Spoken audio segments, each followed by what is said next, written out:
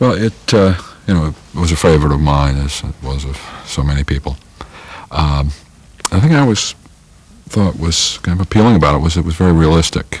The villainess was a human, and there was the parallel story between the dogs and the humans, and I liked the relationship between the animals and the humans.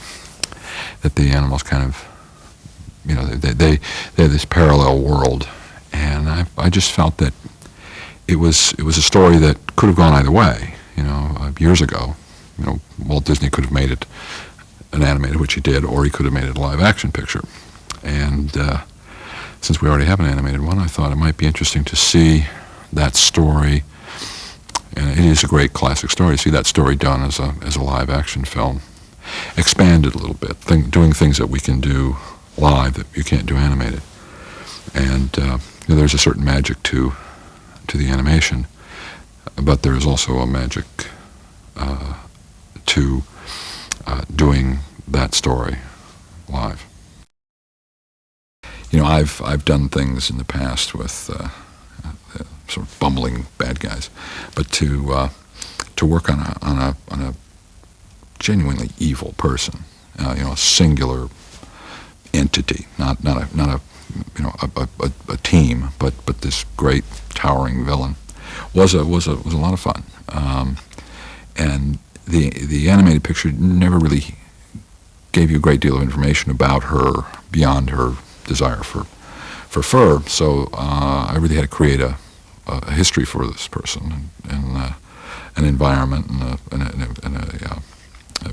what did she do? What was her job? How did she occupy her time? Why is she so obsessed with fur? Which in the live-action version we can focus on that. We can concentrate on that, and we can explain her obsessions and sort of the root of her evil much better than they were able to do in the animated picture. I really enjoy writing. I started as a writer, and I've not abandoned it. And I'm going to keep doing it until I get it right. And I will go back and direct. This one, I felt that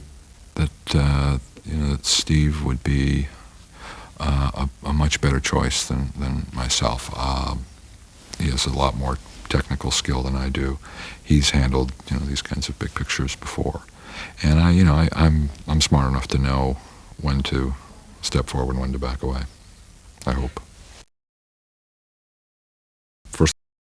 First of all, children are very sophisticated, and they watch a heck of a lot more popular entertainment product than most adults, and they know junk when they see it, and they stay away from it.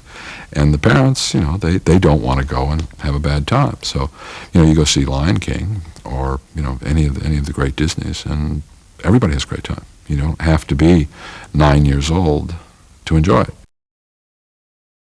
When I first toured the sets, I was with Ashton Gordon. I said, "This is if you could walk into an animated Disney film, this is what it would be like. This is like walking through one of those animated movies.